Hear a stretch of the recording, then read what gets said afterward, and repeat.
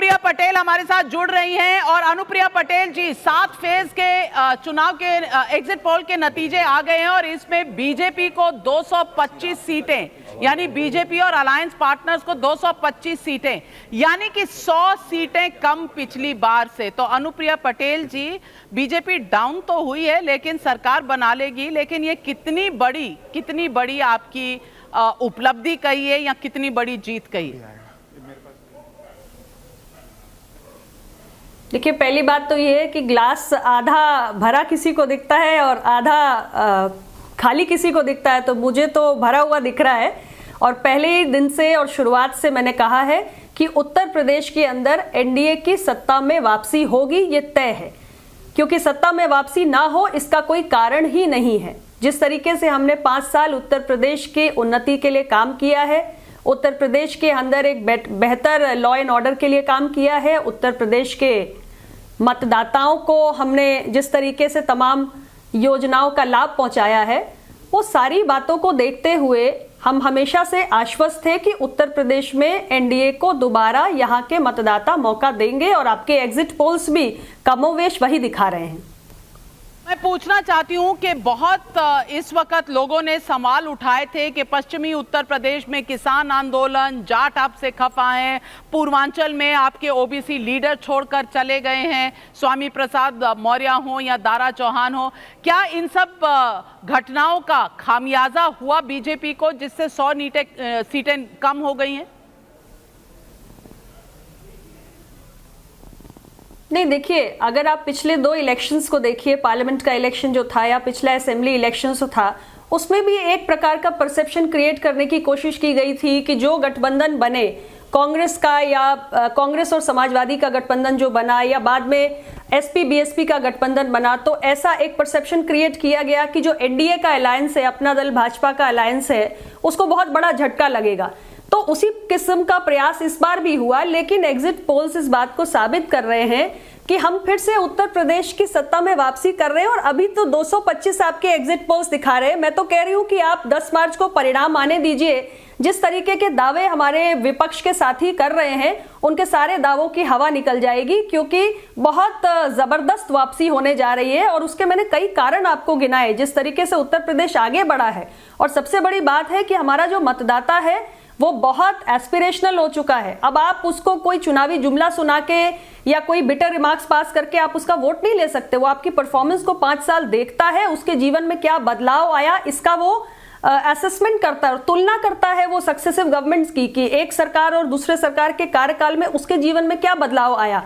हमारी योजनाएं और बहुत सारी योजनाएं आम आदमी तक पहुंची हैं और बहुत सारे ऐसे परिवार हैं जिन्हें शायद आजादी के बाद पहली बार किसी योजना का लाभ मिला है। तो वोटर इस बदलाव को महसूस कर रहा है। और अगर वोटर इन सारी चीजों को महसूस कर रहा है अनुप्रिया जी, तो फिर सीटें कम क्यों हो रही हैं? अगर वोटर ये सब समझ रहा है तो सीटें कम क्यों हो रही हैं?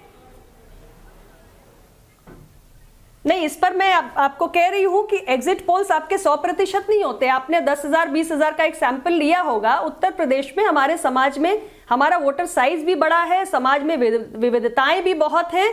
और अभी आप नतीजे आने दीजिए, अभी आपको बहुत बड़ा फिगर देखने को मिलेगा। एनडीए सरकार की वापसी बहुत मजबूत तरीके से होने जा रही है, ऐसा इसको लेकर मैं आश्वस्त हूं पूरी तरीके से।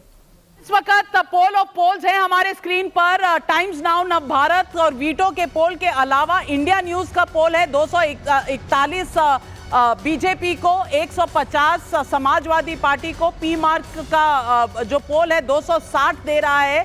ये पी मार्क का जो पोल है 126 दे रहा है समाजवादी पार्टी को। ईटीजी का 235 दे रहा है और 156 दे रहा है। तो ये अगर पोल ऑफ पोल का नंबर लें तो 240 है बीजेपी की और 146 है समाजवादी पार्टी की। 240 146, तो लगभग सारे ओपिनियन पोल्स इस वक्त जो नंबर दिखा रहे हैं वो नंबर क्लियरली बीजेपी के फेवर में है। बीजेपी की सरकार नजर आ रही है बनती हुई, और ये जो बीजेपी की सरकार नजर आ रही है लगभग जन की बात 241 दे रहा है। जन की बात 241 और 150, तो 240 का नंबर आ रहा है। और ये सारे इंडिया न्यूज़ जन की बात का पोल है और 225 सीटों से लेकर 260 के बीच में सब दे रहे हैं। हमारा शायद कम की तरफ है नंबर अवधेश जी, लेकिन सब लोग इस वक्त बीजेपी की सरकार दिखा रहे हैं। सबा नकवी जी हमारे साथ जुड़ गई हैं। सबा नकवी जी, 225 हमारी सीटें दिखा रहे हैं, 241, 260, 235, सो एवरेज नंबर 240। अनुप्रिया जी, मैं पूछना चाहती हूँ, 240 एवरेज पोलिंग है, तो यानी कि हर एग्जिट पोल अभी तक दिखा रहा है कि एनडीए की सरकार है। उपलब्धि मानती हैं इसको कि आएगा तो योगी ही, शुरू से सब कह रहे हैं?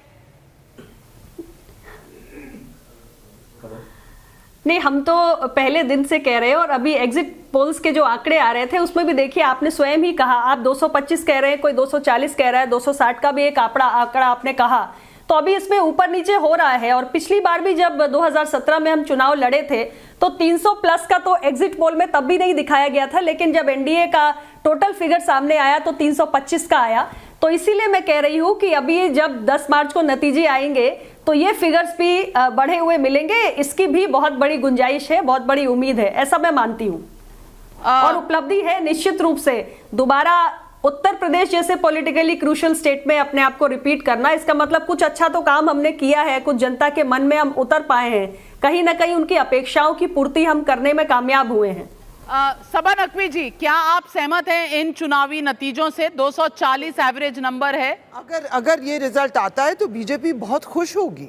ये रिजल्ट बीजेपी खुश होगी, पर आपको सटीक नजर आ रहा है क्योंकि एक ही मुझे लग रहा है नविका, जमीन में बहुत टक्कर की लड़ाई है, देखना पड़ेगा 10 तारीख को होता क्या है। हर जगह आप सहमत नहीं है? ये मैं असहमत नहीं हूँ। मैंने जहाँ देखा माहौल काफ़ी एंटी इनकम्बेंसी का भी है, लेकिन एक तबका बिल्कुल चुप है और वो है लाभार्थी तबका, और उसका एस्टिमेट लगाना मुश्किल होता है क्योंकि कभी कभी वो बहुत कमज़ोर सेक्शन सोसाइटी के हैं और वो बताते नहीं हैं जब हम लोग निकलते हैं। मैं ईमान की बात आपको बता रही हूँ। तो लेकिन माहौल भी दिख रहा है कि बदलाव का है, कुछ ऐसे सोशल ग्रुप्स हैं जो दिख रहे हैं। तो ये रिजल्ट बीजेपी के लिए अच्छा रिजल्ट होगा अगर ये रिपीट होता है 10 तारीख को, ये मैं मानती हूँ। तो उत्तर प्रदेश के चुनावी नतीजे, लाभार्थी चुप रहते हैं? अनुप्रिया पटेल जी, आप समझती हैं लाभार्थी चुप रहते हैं? और क्योंकि वो कमजोर वर्गों से आते हैं और यही नतीजों में दिख रहा है कि जो लोग मुकाबले की टक्कर कह रहे थे, इस वक्त बीजेपी के आंकड़े कम से कम ज्यादा नजर आ रहे हैं। देखिए, लाभार्थियों का जो प्रश्न आपने उठाया है ना, मैं आपको वही ले जाना चाहती हूं कि ये लाभार्थी ही हमारी सबसे बड़ी ताकत बनके उभरने वाला है। आप नतीजों में देखिएगा, क्योंकि आज़ादी के बाद ऐसे बहुत सारे परिवार हैं जिन्हें पहली बार भारत सरकार की किसी योजना का लाभ मिला है, और ऐसे बहुत सारे परिवार हैं जिनको एक से ज़्यादा योजनाओं का लाभ मिला है। और टेक्नोलॉजी एडॉप्शन जिस तरीके से हमने योजनाओं में किया है, एक करप्शन का जो मेनेस था उसको हमने कम किया है, और भ्रष्टाचार पर अंकुश लगाते हुए अब जब लाभार्थी के खाते में सीधे पैसा पहुंच रहा है, पीएम किसान योजना इसका 6,000 रुपया इसका उदाहरण है, तो ये लाभार्थी एक बहुत बड़ी ताकत बनके उभरेंगे और ये लाभार्थी ही बताएंगे कि किस तरीके से एनडीए ने अपनी परफॉर्मेंस के आधार, अपनी 5 साल की परफॉर्मेंस के आधार पर दोबारा उत्तर प्रदेश में सत्ता में वापसी की है।